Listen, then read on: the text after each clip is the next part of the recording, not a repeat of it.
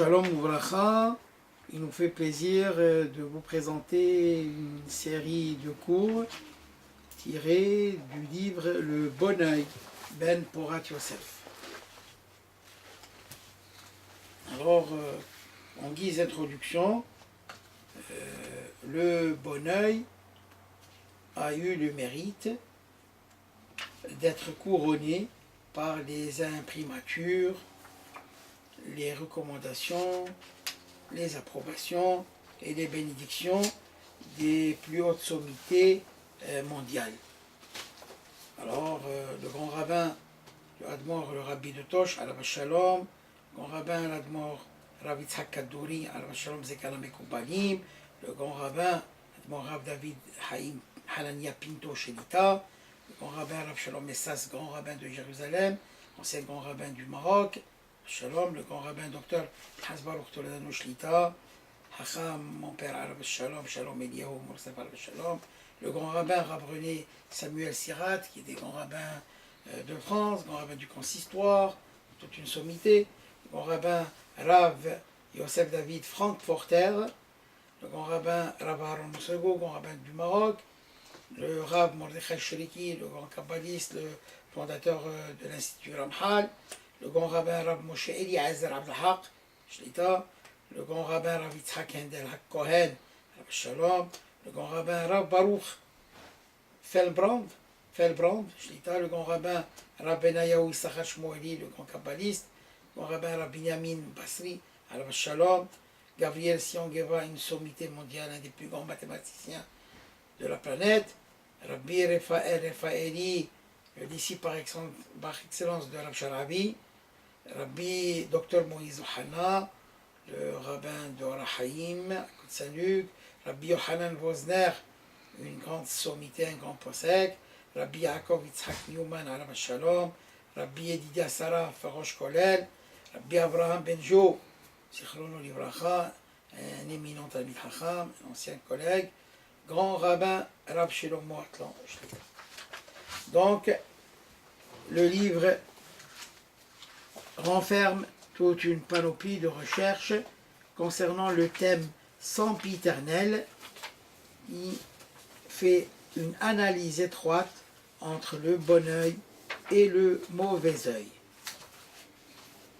Donc on va aller directement à la page 77, réflexion préliminaire, équipolence. Qu'est-ce qu'une équipolence? C'est un substantif féminin, c'est-à-dire une affinité, une analogie, une concordance, une égalité, équivalence, homologie, parallélisme, similitude, ressemblance.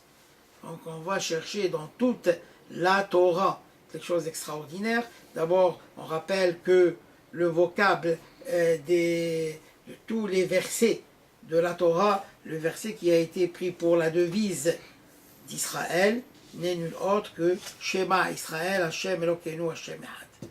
Shema Israël, écoute Israël, Adonai Eloheinu, Dieu notre éternel, Adonai Echad, Dieu est un, unique. Donc Israël, Hashem est notre Dieu, Hashem est un. Donc, après ça, où est Ahavta? La question qui se pose, combien de fois est-il fait mention dans la Torah de ce verbe, de cette expression, où est Ahavta? D'abord, ça c'est l'équipolence, on va voir. Dans toute la Torah, Hamshah Humshe Torah, il est mentionné 4 fois. Alors on les cite. Tu aimeras l'Éternel ton Dieu de tout ton cœur. Après, à propos aussi de l'amour pour Dieu, tu aimeras l'Éternel ton Dieu et tu garderas sa garde, sa Torah. Après,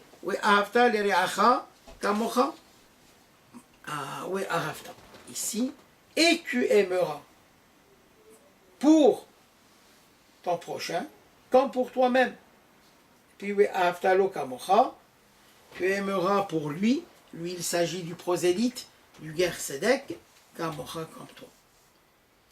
Donc, le schéma, c'est le noyau central des offices, du soir et du matin.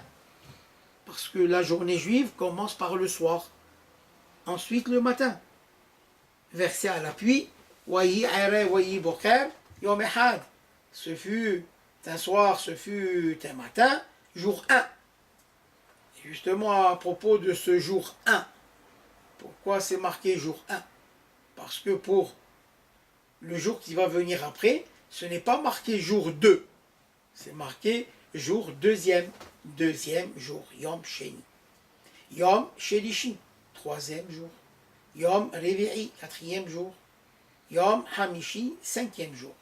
Yom Hashishi, le sixième jour. Alors pourquoi le premier jour, c'est pas marqué Yom Rishon? Yom Rishon.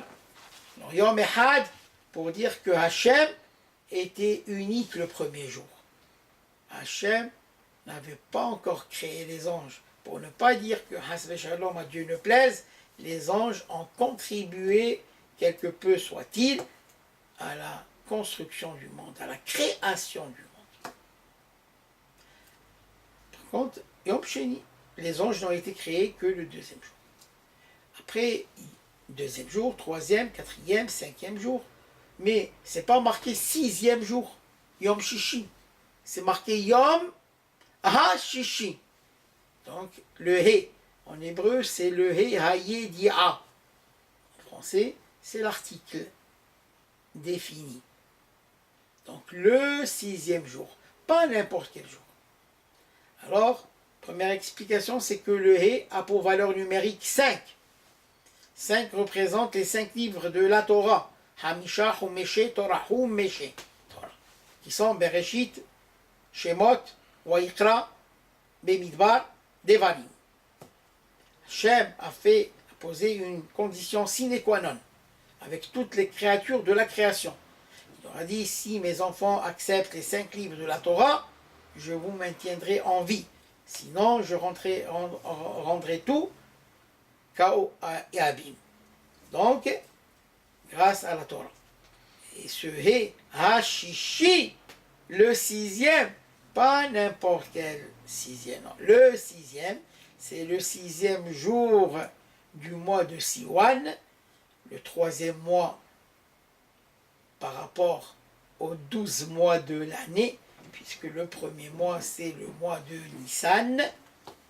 Alors, après Nissan, il y a Iyar, après il y a Siwan. C'est le troisième mois où on a reçu la Torah au mont Sinaï. Et c'est marqué là-bas, Yom Hashishi, le sixième jour qu'on a reçu. C'est ça, le Yom Hashishi. Donc, grâce à la Torah, on a pu vivre et survivre. Donc, les parachiotes du schéma, il y a 3 parachiotes. On prend 3 paragraphes. Le premier schéma dans Devarim 6, versets 4 à 9, schéma. La deuxième paracha, c'est Wehaya im Shamoa. Et la troisième, c'est la paracha de Sissit. Hein? La récitation du premier verset du schéma, schéma Israël, Hashem Elokeinu Hashem Echad, est suivi immédiatement de Baruch Shem Kebod Malchuto Le'olam Ha'ed. Béni est son nom, dont le règne glorieux est éternel. Cette expression est récitée à voix basse, hormis aux offices du soir et du matin, du Yom Kippour, le jour du grand pardon, où, à l'instar des Malachim, des anges, elle est clamée à haute voix par Israël. Une petite note de l'auteur, ce verset plus cette expression compte petit a 12 mots, ce qui équivaut aux 12 tribus d'Israël. Shenem, Asal, Shifté, Yah, Shifté Israël. B. 49 lettres, ce qui correspond aux 49 jours du Homer, la supplication du Homer entre Pessah et Shavuot. Donc dans ce écoute Israël, c'est le verset clé qui constitue la devise du peuple élu à travers les horizons et les âges.